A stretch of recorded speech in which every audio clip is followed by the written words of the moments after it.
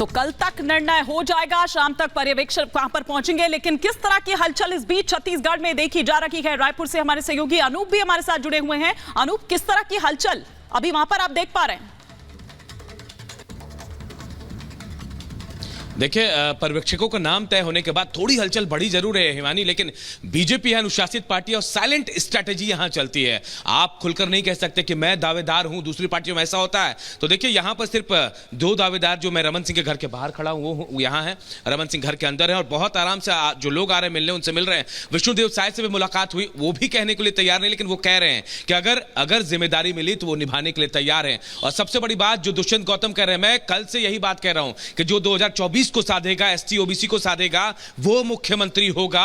और अगर ऐसा होता है, एक मुख्यमंत्री और दो उप मुख्यमंत्री बनाए जा सकते हैं। जो जानकारी मिल रही है उसके मुताबिक ये कहा जा रहा है कि कल पर्यवेक्षक यहां पहुंचेंगे और इतवार को यानी रविवार को यहां विधायक दल की बैठक होगी। उसके बाद यहां से नाम दिल्ली भेजा जाएगा, तब मुख्यमंत्री के नाम का ऐलान होगा या औपचारिक घोषणा हो सकती है। लेकिन यहां सियासत थोड़ी अंदर खाने चल रही है, बाहर कुछ भी नहीं आ रहा है। ईमानी, ठीक है, बिल्कुल अंदर खाने चल रही है, बाहर कुछ भी नहीं आ रहा है। और जैसा कि आपने कहा और जिसके लिए जाना भी जाता है आला कमान, अगर बात की जाए तो वो सरप्राइजिंग एलिमेंट क्या हमको यहां पर मिल सकता है? कोई ऐसा डार्क हॉर्स जो शायद यहां इन नावों में ना चल रहा हो, चर्चा नहीं हो रही हो और अचानक से सामने आ जाए। इस वक्त एक और बड़ी खबर आ रही है, मुख्यमंत्री चेहरे पर प्रहलाद पटेल ने चुप्पी साधी हुई है, टिप्पणी करने से इनकार कर दिया है और यह कहा है कि कोई भी छोटा बड़ा कोई सदन नहीं होता है। सीएम फेस पर प्रहलाद सिंह पटेल की यह खामोशी बहुत कुछ कह रही है।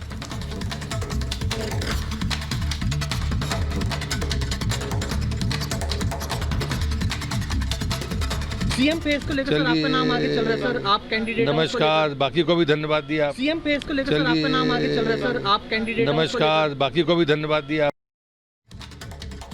सीएम फेस को लेकर सर आपका नाम आगे चल रहा है सर, आप कैंडिडेट। नमस्कार, बाकी को भी धन्यवाद दिया। सीएम फेस को लेकर सर आपका नाम आगे चल रहा है सर, आप कैंडिडेट। नमस्कार, बाकी को भी धन्यवाद। और इस बीच सीएम फेस को लेकर किरोड़ी लाल मीणा का भी बयान है, केंद्रीय नेतृत्व तय करेगा। सीएम पीएम मोदी सरप्राइज देते हैं, मैं सीएम की रेस से बाहर हूं, किरोड़ी लाल मीणा कह रहे हैं। जुझारू नेता हैं, लगातार संघर्ष करते रहे हैं। आपने अगर जयपुर में जितने भी आंदोलन देखे होंगे बीजेपी की तरफ से, उसका सबका नेतृत्व किरोड़ी लाल मीणा ही कर रहे थे और अब वो कह रहे हैं कि केंद्रीय नेतृत्व तय करेगा। हमारे साथ किरोड़ी लाल मीणा है, आइए उन्हीं से बात करते हैं और जानते हैं क्या कुछ कहेंगे। पर्यवेक्षकों के नाम अब घोषित हो गए हैं, क्या कुछ कहेंगे? नहीं, पर्यवेक्षक तो एक प्रक्रिया का हिस्सा है, वो जाएंगे और विधायक दल की मीटिंग करके कौन मुख्यमंत्री बनेगा वो तय कर देगा। अच्छा, जिस तरीके से दिल्ली में जो है मौसम देखिए सर्द है, लेकिन सियासी पारा चढ़ा हुआ है, हर नेता किसी न किसी से मुलाकात कर रहा है, आपने भी मुलाकात की है, क्या कुछ बातें हो रही है? मैंने तो कार्यकर्ताओं से मुलाकात कर रहा हूँ। हमारे यहाँ रूटीन में नेताओं से, चूँकि संसद चल रही है तो सभी से मिलना हो जाता है। बाकी मैं कम से कम ये नहीं कर रहा कि कोई पद पाने के लिए क्योंकि हमारे ऐसे परंपरा है ही नहीं। सेंट्रल लीडरशिप तय कर देती है, वो हमारा नेता बन जाएगा राजस्थान का। और माथुर से मुलाकात हुई थी? हाँ, 3-4 दिन पहले हुई थी। तो ये समझा जाए जिस तरीके से अगर कयास लग रहे हैं कि मैं इस समय आने वाले राजस्थान के मुख्यमंत्री से बात कर रहा हूँ? ना, ऐसा क्या है कि मोदी जी सरप्राइज देते हैं और मैं तो कम से कम इस लाइन में हूँ नहीं, शुरू से ही नहीं हूँ। और हमारे ये बड़ी खुशी की बात है कि एक नहीं अनेक ऐसे कॉम्पिटिटिव लोग हैं जो मुख्यमंत्री पद पर बैठकर राजस्थान को भली भांति चला सकते हैं। जैसे कि बहुत है, आप ही चैनल वाले नाम दे रहे हो। दिया कुमारी है, गजेंद्र सिंह जी हैं, राज्यवर्धन जी हैं, अर्जुन मेघवाल जी हैं, ओम जी माथुर भी हैं।